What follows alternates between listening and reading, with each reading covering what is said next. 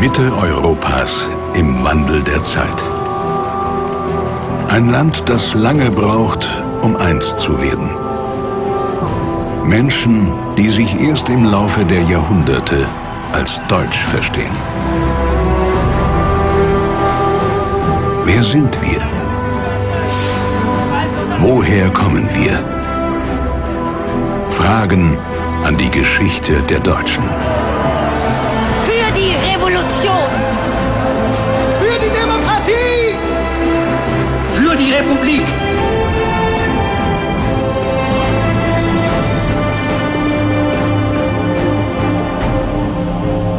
Die industrielle Revolution des 19. Jahrhunderts wirft die soziale Frage auf. Er gibt radikale Antworten. Der deutsche Philosoph Karl Marx.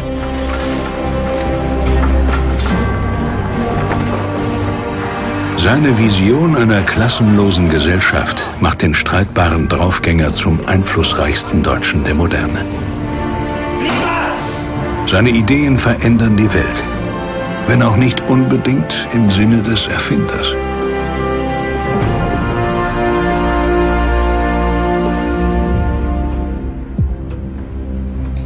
Es ist eine hochexplosive Zeit im März 1848. Revolution geht um in Europa, auch in Belgien. Da gilt ein rebellischer Emigrant wie Karl Marx schnell als Unruhestifter. Wir dürfen das. Wo ist er? Was ist hier los? Monsieur Marx, darf ich bitten? 2 Mann in jedes Zimmer. Wir nehmen alles mit. Meine Papiere! Bitte, lassen Sie keine Meine Papiere sind vollkommen in Ordnung. Das wird sich herausstellen. Darf ich Sie jetzt bitte, mich auf die Präfektur zu begleiten? Bitte machen Sie keine Schwierigkeiten. Alle, Monsieur. Die Preußen haben sie wohl geschickt. Wir haben eine Aufenthaltsgenehmigung und wir haben Kinder.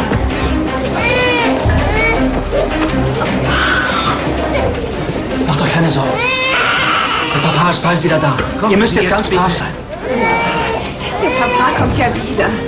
Geh jetzt gleich los, Jenny. Du weißt zu wem. Sei tapfer, Jenny. Kommen Sie jetzt endlich. Ich liebe dich. Unter dem Vorwand ungültiger Papiere wird der staatenlose Publizist ins Brüsseler Rathaus abgeführt. Dort offenbart sich der wahre Grund. Karl Marx wird verdächtigt als Rädelsführer der Revolution gegen die Monarchie. Sie haben ein Vermögen von 6.000 Francs von Ihrem Vater geerbt. Was ist mit dem Geld? Was soll damit sein? Sie haben damit die Waffen der Aufrührer bezahlt. Das ist doch absurd. Setzen Sie sich wieder.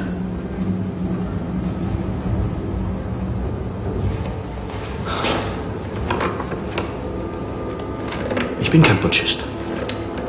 Ich bin Philosoph. Also bitte. Die Revolution kommt auch ohne meine Notgroschen. Das ist wie ein Naturgesetz. Meinen Sie damit das hier? Das kommunistische Manifest von Karl Marx. In jenen Tagen frisch gedruckt, wird es seine historische Sprengkraft erst viel später entfalten. Kein Deutscher seit Luther hat eine so weitreichende Wirkung. Proletarier aller Länder, vereinigt euch! Das Sein bestimmt das Bewusstsein. Die Religion ist der Seufzer der bedrängten Kreatur. Sie ist das Opium des Volkes. Die Geschichte aller bisherigen Gesellschaft ist die Geschichte von Klassenkämpfen. Karl Marx wird zum Schreckgespenst und zur Ikone. Er deutet die Welt und ihre Zukunft neu. Zu Lebzeiten aber findet er kein Glück für sich und seine Familie. Mädchen, hol schnell den Arzt. So auch im Londoner Exil, wo der politisch Verfolgte seine zweite Lebenshälfte verbringt. Der 8-jährige Edgar, Musch, wie der Vater sein Lieblingskind nennt, hat sich eine Lungenentzündung zugezogen. Ist ja gut. Es wird ja alles wieder gut. Am Morgen des Karfreitag 1855 stirbt er. Mir selbst blutet das Herz und brennt der Kopf. Der arme Musch ist nicht mehr. Er entschlief in meinen Armen. So beschreibt Karl Marx diesen Tiefpunkt im Emigrantenmilieu von London. Karl Marx gilt als Künder einer besseren Welt. Doch seine eigenen Kinder wachsen, wie viele andere, im Flüchtlingselend auf. In 5 Jahren verliert das Ehepaar 3 seiner 6 Kinder. So weit muss es mit uns kommen. Mein Gott, wie soll es nur weitergehen? Es muss ja auch immer alles bis zum Äußersten gehen. Sich zu fügen war seine Sache nie. Schon als junger Student in Bonn weicht Marx keinem Frontalangriff aus. Halt! Wer siegen will, sollte seine Waffe nicht verlieren. Seine Ehre verficht der Burschenschaftler auch mit dem Säbel. Er raset voller Wut, als wollte er packen das weite Himmelszelt und zu der Erde ziehen. So dichtet ein Freund ihm nach. Halt!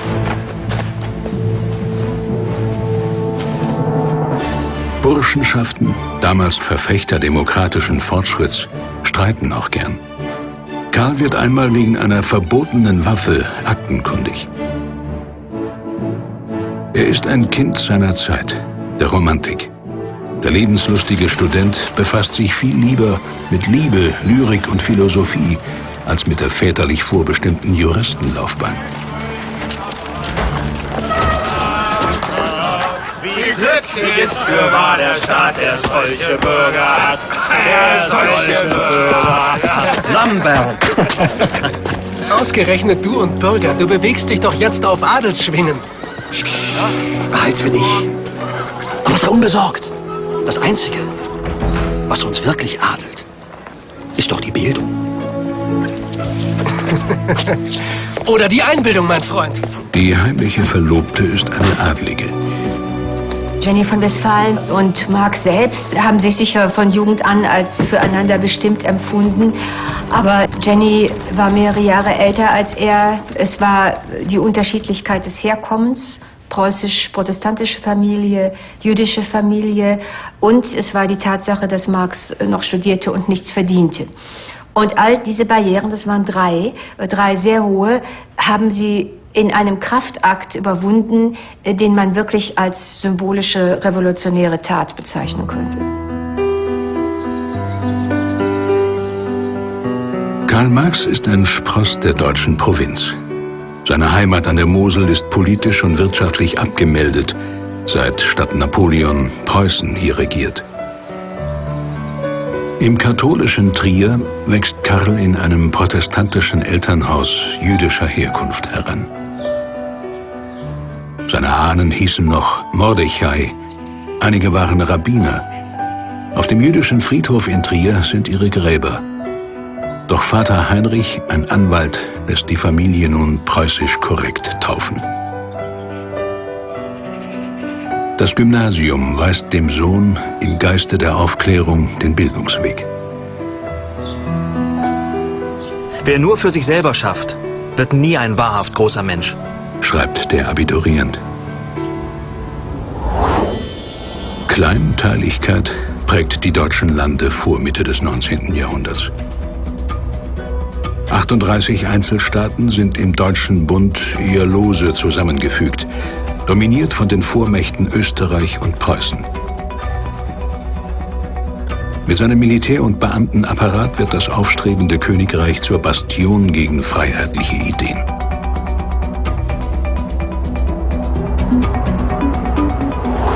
(1836) zieht Karl Marx in die preußische Hauptstadt.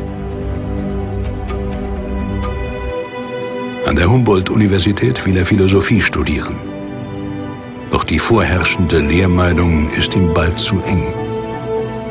Er hält dagegen. Die Philosophen haben die Welt nur verschieden interpretiert. Es kommt aber darauf an, sie zu verändern. Ideen, Religionen, Staaten sind nichts weiter als Produkte ihres materiellen Bodens. Marx interpretiert die Lehre eines berühmten Vordenkers um. Das große Bildungserlebnis für Marx in Berlin war die Philosophie Hegels.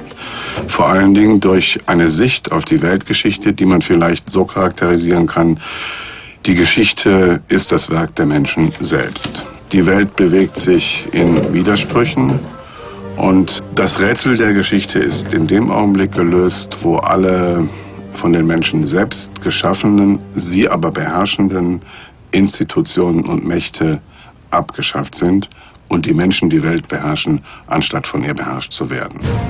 Und so deutet er die Geschichte. Schon in der Antike erzeugte die Macht der Sklavenhalter Gegenkräfte, an denen sie zerbrach. Auf der nächsten Stufe, der Fürstenherrschaft, erzwingt der Gegensatz von Adel und Untertanen eine neue Gesellschaftsform. Die Herrschaft des Besitzbürgertums, der Bourgeoisie. Der Kapitalismus wiederum provoziert den Klassenkampf mit der Arbeiterschaft, dem Proletariat. Ihm, so Marx, gehört die Zukunft. Seine Zukunft liegt in Köln. Die werdende Industriestadt, damals zu Preußen gehörend, gönnt sich ein liberales Organ, die Rheinische Zeitung. Als deren Chefredakteur kämpft der Doktor der Philosophie gegen die rote Tinte der Zensur. Rein optisch ein Blutbad. Es tut mir leid. Hätte ja auch mal ein Satz so bleiben können, wie er gesetzt ist. Gleich.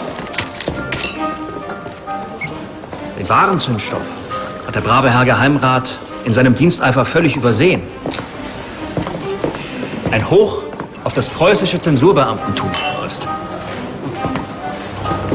Was mischst du dich auch in die Politik ein, Karlchen? Das ist doch halsbrecherisch. Das geht nicht gut. Ich bin's doch auch leid. Das ewige Schmiegen und Biegen, die Wortklauberei. Der Fortschritt ist nun mal ein störrischer Esel. Du aber auch.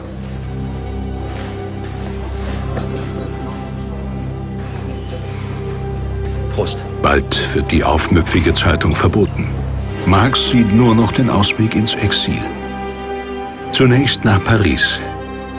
Die Stadt der Revolutionen gilt damals als Oase der Freiheit. Hier geistern die radikalsten Ideen Europas durch die Cafés.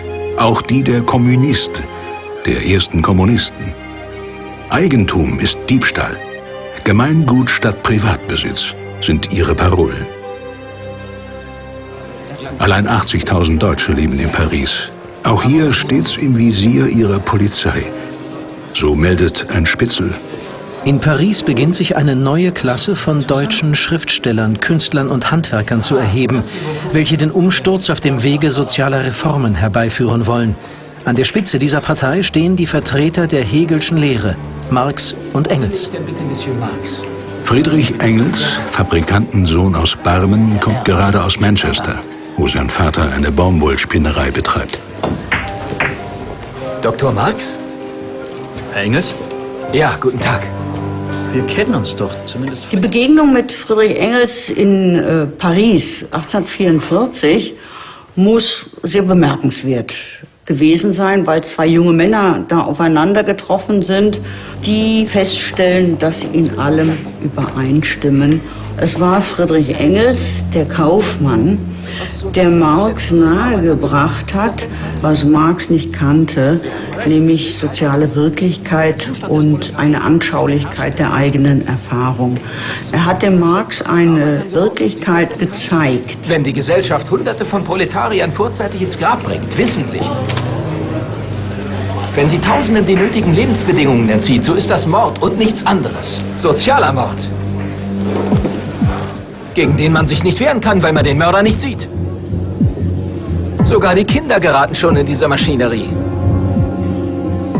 Wer sich von klein auf jeden Tag 12 Stunden in der Fabrik abplagt, kaum mal in der Schulbank statt an der Werkbank sitzt, wie viel menschliche Gefühle und Fähigkeiten soll der noch in sein 30. Jahr hinüber retten?